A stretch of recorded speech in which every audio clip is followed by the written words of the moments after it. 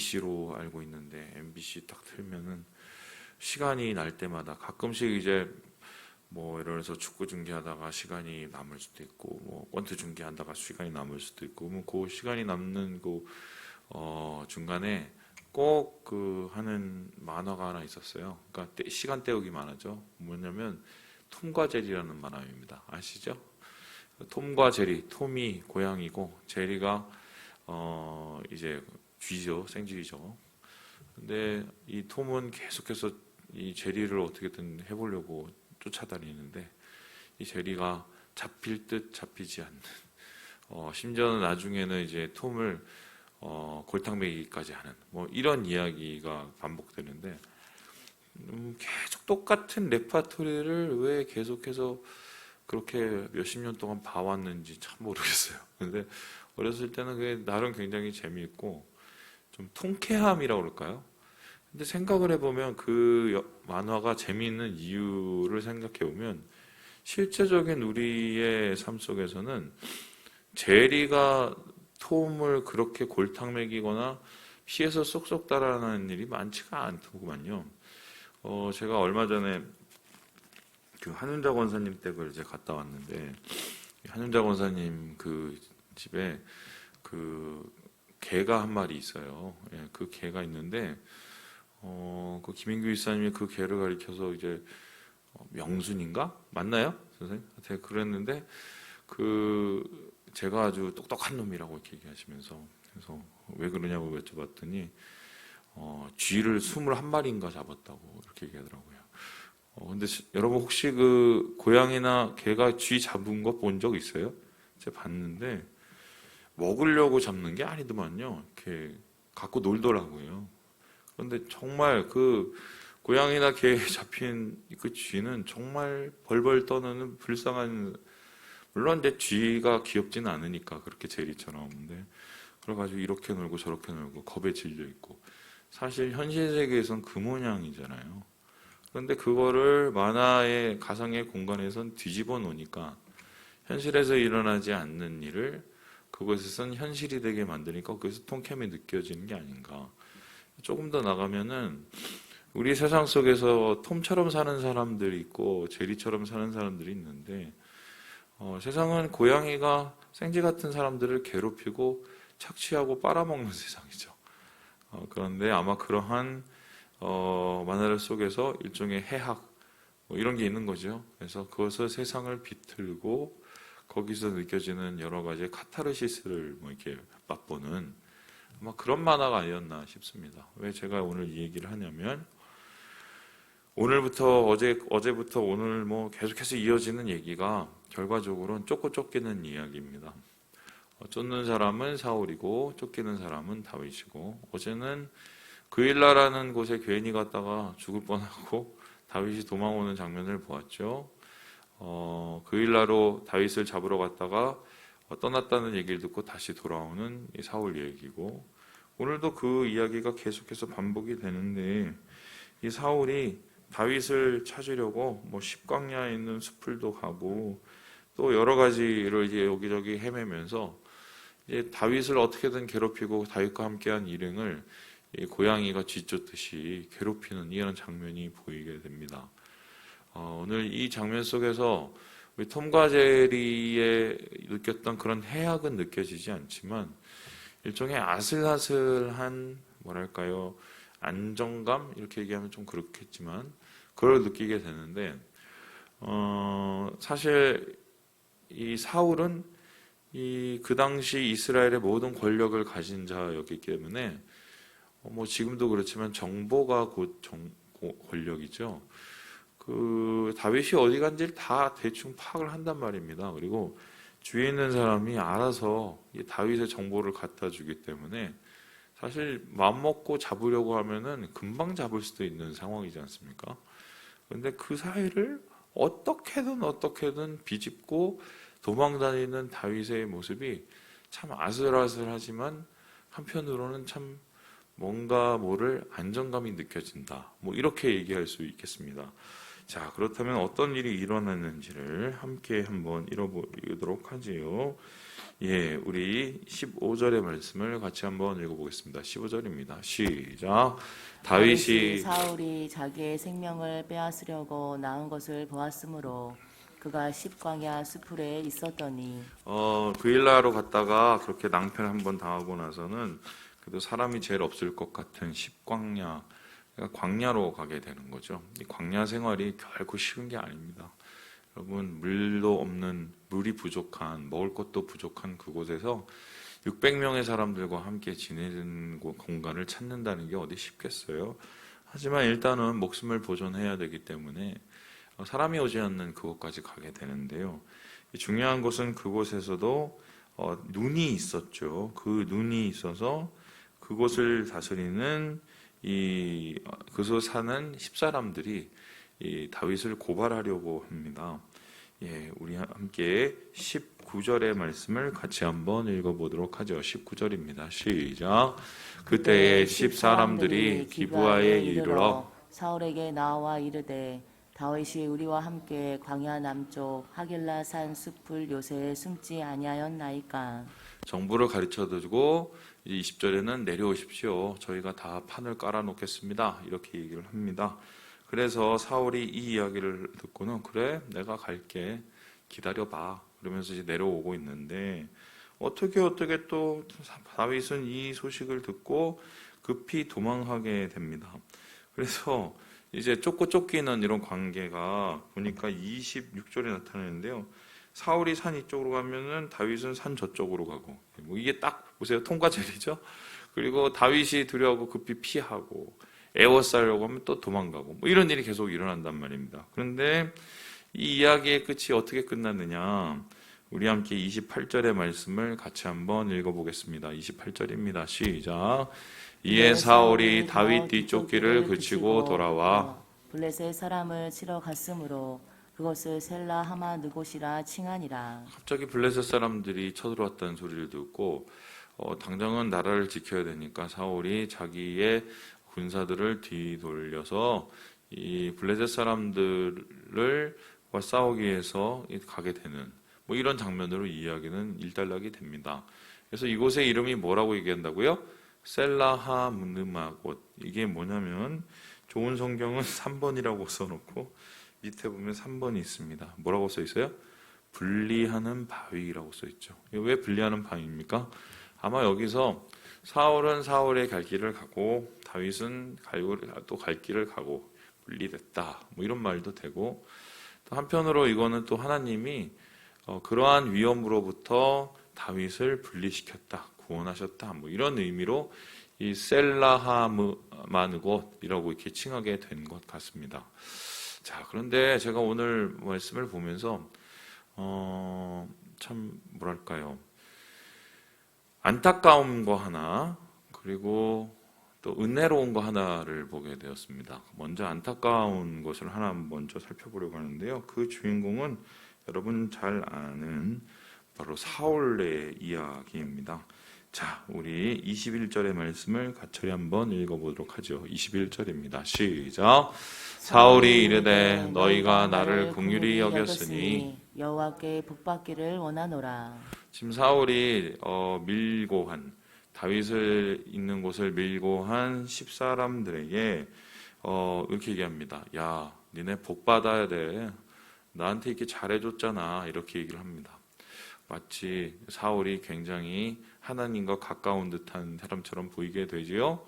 그런데 그들이 복 받아야 된다고 말한 이유가 뭡니까? 다윗을 갖다가 밀고 가고 팔았기 때문입니다. 그러면은 이런 말이 되는데, 니네가 한 행동은 굉장히 나를 기쁘게 할 뿐만 아니라 하나님을 기쁘게 했기 때문에 하나님으로부터 복을 받을 거야 라고 얘기를 하는 겁니다. 그런데 정말 사울은 이렇게 생각을 했을까요? 흥미로운 것은 이 사울의 아들인 요나단은 이 사울 자기 아버지에 대해서 더 그렇게 생각하지 않고 있다는 것입니다. 우리 함께 17절을 같이 한번 읽어보죠. 17절입니다. 시작.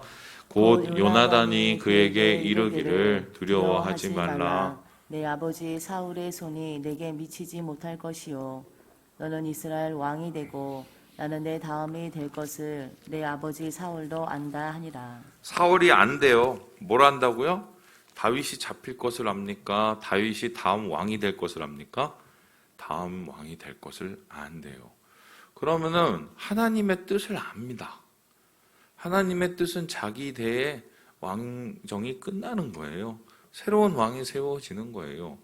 물론 이 말을 들어서 좋아할 사람은 아무도 없습니다. 아무리 자기가 잘못을 했어도 자기 잘못은 항상 작게 보이는 것이거든요. 그런데 이런 상황 속에서 갑자기 사울이 뭐예요? 대뜸 분명히 하나님의 뜻은 다윗을 쫓지 말아야 되는 것인데 다윗을 쫓고 죽이려고 하면서 그것을 어떻게 해요? 하나님의 뜻인 양. 그래서 다윗을 밀고 한 10사람들에게 하나님의 축복을 이야기하고 있는 전혀 이율배반적이고 앞뒤가 안 맞는 이 분열된 자아를 보게 되는 거죠. 여러분, 이런 모습을 어떻게 해석하고 싶으십니까? 어느 게 진짜 사울의 모습일까요? 하나님이 다윗을 왕으로 세우는 것을 아는 게 사울의 모습입니까? 아니면은 자기에게 잘해주는 사람 축복하는 게 하나님의 모습입니까? 사실 우리의 신앙은 이러한 사이에서 계속적으로 갈등하고 있는 겁니다. 어떤 거죠? 하나님의 뜻을 알고 하나님의 뜻을 따르려는 마음과 반대로 내가 잘 되고 내 뜻대로 되고 내 마음대로 되기를 원하는 그 마음이 계속적으로 싸우고 있는 것이죠. 그래서요, 뭐 좀 대놓고 제가 얘기하겠습니다. 요즘에 정말 봤을 때 안타까운 모습들이 있잖아요. 저도 부족하죠. 그런데 안타까운 모습들이 우리 성도들에 있었을 때 그것에 대해서 정말 제가 가서 말씀드리고 또 그 부분에 대해서 하나님의 뜻에 대한 얘기를 나누고 그래서 하나님이 원하시는 것을 좀 다시 돌아오실 상 이렇게 얘기를 하고 싶거든요. 정말 하고 싶어요. 성도님들 중에 오해를 많이 하시는데 제가 굉장히 착한 사람처럼 생각을 합니다. 순둥순둥한 순둥이처럼 생각을 하는데 저 그런 사람 아니에요. 제가 청년 사역했을 때 청년들이 제 별명을 뭐라고 그러는지 아세요? 돌직구라고 불렀어요. 돌직구.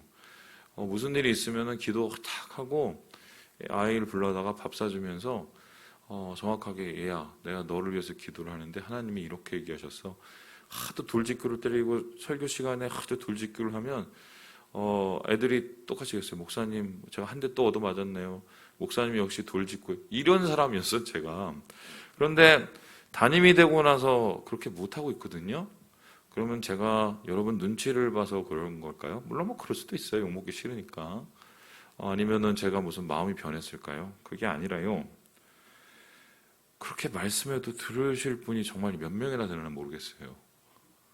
이게 나이가 든다는 게 죄송해요.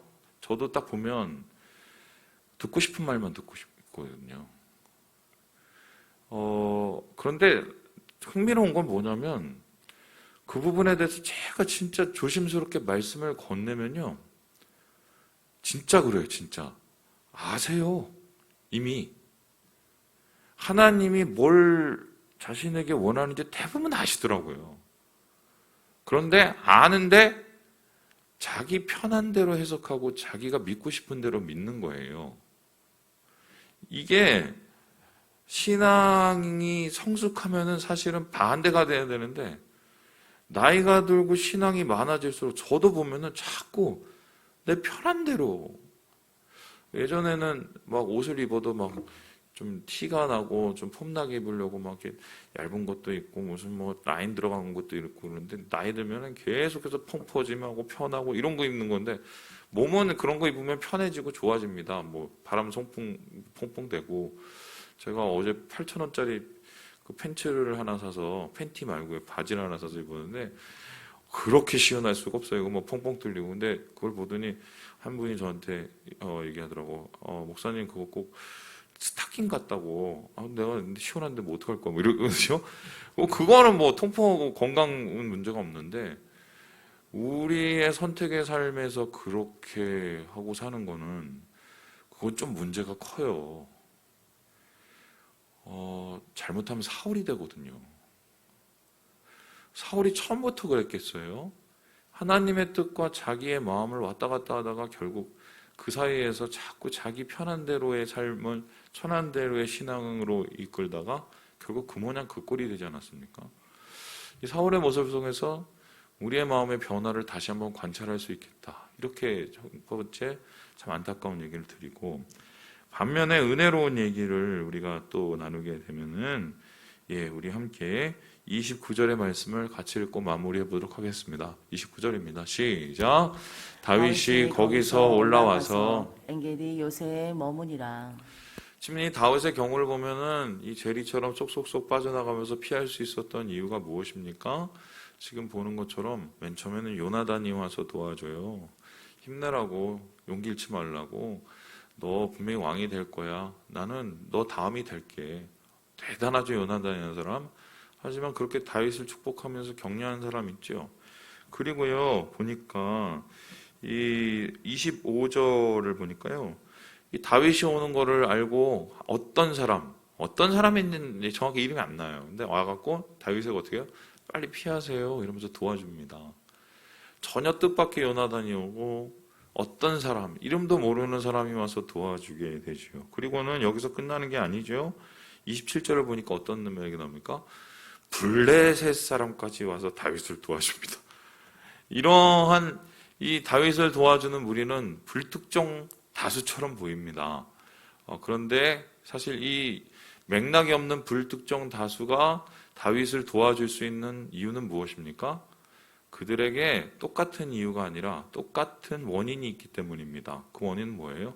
하나님이시죠. 그래도 다윗은 뭔가 하나님 원하시는 대로 살려고 자기 삶이 안 되는데 참 그 안에서도 몸부림을 치니까 하나님이 그 모습이 기특해갖고 뭐 이놈 저 사람 또 뭐 블레셋 적국까지 끌어들어서 다윗의 목숨을 살리려고 애를 쓰시죠. 여러분, 어떤 삶이 여러분의 삶이 됐으면 좋겠어요? 그렇게 얘기하시면 꼭 다윗이요 이럴 수 있지만 다윗처럼 살면 정말 힘듭니다. 보세요. 계속 도망다니잖아요. 계속. 사울처럼 살면 그렇게 편할 수가 없어요. 근데 중요한 거는 이 결론의 끝이 어떻게 돼요? 다윗은 이기고 사울은 무너진다는 거예요. 뭐 얘기하고 마치죠. 뭐 제가 예전에 한번 제 친구 목사하고 이렇게 이런저런 속상한 얘기를 하면서 나는 목회에 나는 저기 소질이 없나 봐. 뭐 8년을 했는데 막 이렇게 생각만큼 잘 안 돼. 그랬더니 제 친구 하는 말이 그러더라고요. 너는 그래도 잘하고 있어. 그래서 아니 근데 잘하는 것 같기도 하면서 안 돼. 그랬더니 제 친구가 그런 얘기를 하더만요. 너는 좀 안 될 짓을 해. 이러더라고 저한테. 왜? 가끔 가다가 이제 큰 목회 하시는 분들 보면은 타협도 하고 술수도 쓰고 뭐. 너 그런 거 안 하려고 그러잖아. 그러니까 목회가 힘든 거야. 근데 너가 선택하는 거는 네가 선택하는 그 목회 길이니까 그건 네가 감당해야지. 딱 잘라서 얘기하는데 그럴 땐 정말 냉정하더만요. 그 친구가. 근데 주변 생각을 해보면 맞아요. 다윗의 삶은 고루해요. 근데 중요한 게 하나님 도와주세요. 오늘 주님께서 이러한 자들을 찾으시고 도와주실 줄 믿습니다. 주님 안에서 이 은혜를 누리시고 오늘 하루를 승리로 이끄시는 우리 형제 자매들 되시길 주님의 이름으로 축원합니다.